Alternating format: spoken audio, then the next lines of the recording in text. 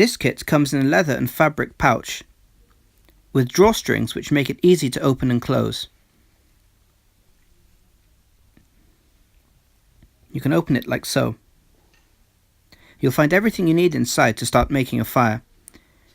There's a tinderbox made of tin.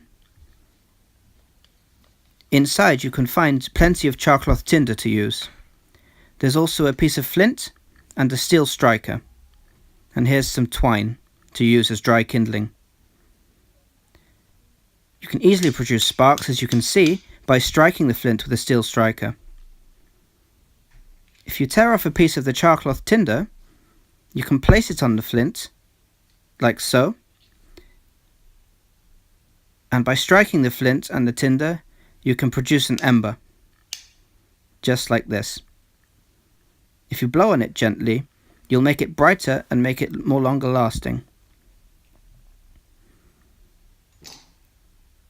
You can even put the lit tinder to the side to use in a few minutes' time and it will still last.